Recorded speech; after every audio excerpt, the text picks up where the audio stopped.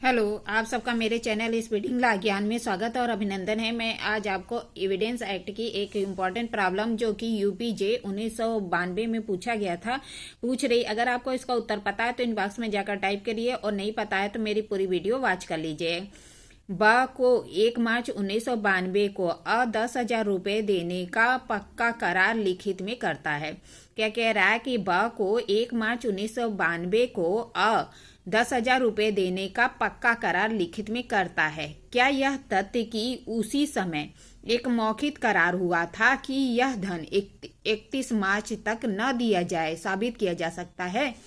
क्या कह रहा है कि ब को 1 मार्च 1992 को 10,000 रुपये देने का पक्का करार लिखित में करता है। यह तथ्य कि उसी समय एक मौखिक करार हुआ था कि यह धन 31 मार्च तक न दिया जाए साबित किया जा सकता है। आइए देखिए प्रॉब्लम का सलूशन। प्रस्तुत समस्या साक्ष्य अधिनियम की धारा 92 के दृष्टांत ख पर आधारित है। धारा 92 मौखिक करार के साक्ष्य का अपवर्जन का उपबंध करती है।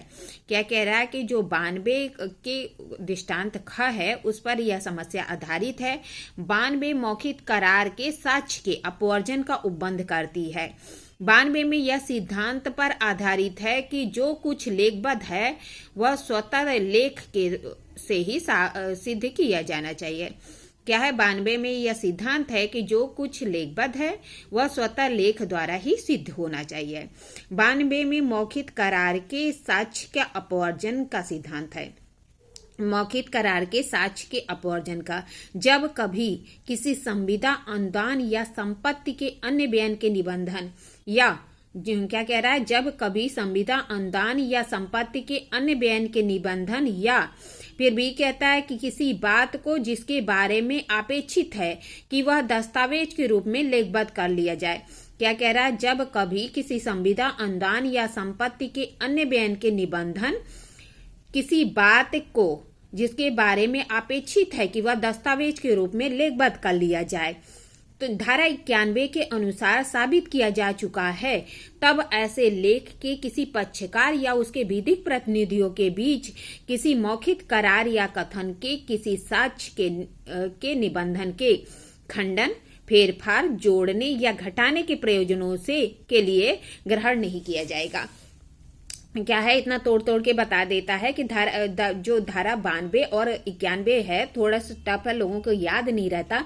यहाँ पे तोड़ तोड़ के बता दिया गया है कि आप ऐसे याद कर सकते हैं।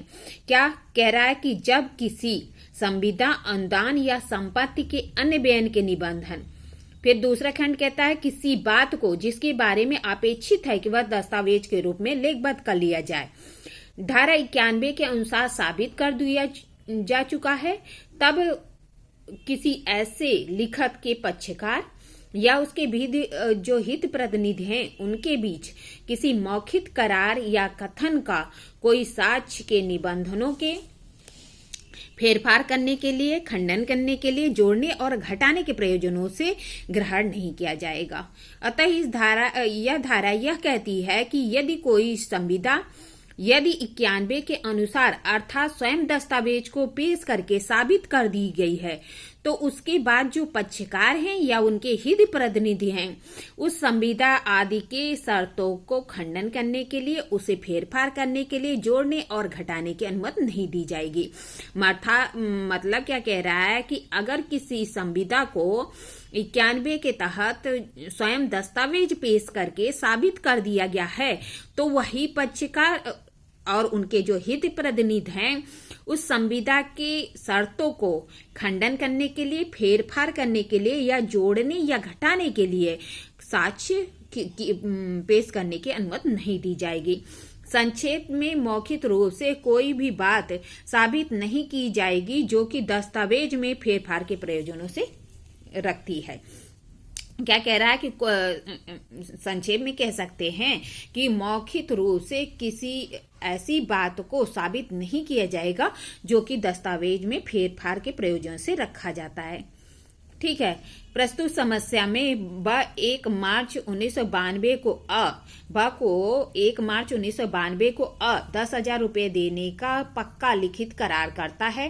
क्या यह तथ्य कि उसी समय एक मौखिक करार हुआ था कि यह धन 31 मार्च तक न दिया जाए साबित करने के लिए मौखिक साक्ष्य प्रस्तुत किया जा सकता है? तो क्या कह रहा है कि प्रस्तुत मामले में यह लिखित रूप से करता है कि 1 मार्च 1992 को 10,000 रुपये दे दिया जाए, अर्थात संविदा के निबंधन दस्तावेज के रूप में लेखबद्ध है। क्या कह रहा है? इस मामले में एक लिखित करार करता है कि 1 मार्च 1992 को 10,000 रुपये संविदा के निबंधन दे दिया जाए, और यह क्या कह रहा है कि एक लिखित करार करता है कि 1 मार्च 1992 को ब को 10,000 रुपये दे दिया जाए, अर्थात वह संविदा के निबंधनों को दस्तावेज के रूप में लेखबद्ध कर लेता है। यह साक्ष्य प्रस्तुत किया जाता है कि 31 मार्च तक धन न दे दिया जाए, यह मौखिक करार पेश किया जा रहा है। तो दस्तावेज को जोड़ने की प्रवृत्ति रखता है, जो कि धारा 92 में अपवर्जित है, क्योंकि लिखत को लिखत द्वारा ही साबित किया जाना चाहिए। क्या है कि 91-92 में सिद्धांत है ना कि जो लिखत है उसे लिखत द्वारा ही साबित किया जाना चाहिए। तो जब ने लिखित रूप से कहा है कि 1 मार्च 1992 को 10,000 रुपये बा को दे दिया जाए, तो जब यह मौखिक साक्ष्य पेश किया जाता है कि 31 मार्च तक रुपये न दिया जाए, इसका मौखिक साक्ष्य पेश किया जाता है जो कि दस्तावेज को जोड़ने की प्रवृत्ति रखता है। तो ऐसा साक्ष्य 92 के तहत अपवर्जित होगा, क्योंकि 92 यह सिद्धांत पर आधारित है कि जो लिखित है उसको लिखित द्वारा ही पेश किया जाना चाहिए। अतः प्रस्तुत समस्या में यह साक्ष्य नहीं पेश किया जा सकता कि एक मौखिक करार भी हुआ था जो 31 मार्च तक संदाय नहीं करना था। क्या कह रहा है कि अब जो कह रहा है कि इस मामले में कोई मौखिक साक्ष्य पेश नहीं किया जा सकता कि 31 मार्च तक संदाय करने के लिए जो हुआ था। इस मामले में जो लिखित है वह लिखित द्वारा ही पेश होगा, अर्थात अगर कोई मौखिक साक्ष्य दिया जाता है कि जो दस्तावेज में जोड़ने, घटाने, फेरफार करने की प्रवृत्ति रखता है, तो पेश नहीं किया जा सकता है। इसलिए जो मौखिक साक्ष्य दिया जाता है कि 31 मार्च तक संदाय करना था, वह साक्ष्य में पेश नहीं किया जाएगा, क्योंकि वह मौखिक करार है और जो लिखत है वो उसको लिखत द्वारा ही साबित किया जाना चाहिए। इस सिद्धांत के पर आधारित 91 और 92 है, इसलिए यह साक्ष्य पेश नहीं किया जा सकता। इस तरह मैंने आपको प्रॉब्लम बताई, प्रॉब्लम का सलूशन बताया। ऐसी अच्छी प्रॉब्लम के लिए मेरा चैनल सब्सक्राइब करिए, लाइक करिए, कमेंट करिए, शेयर करिए। ठीक है, धन्यवाद, थैंक यू।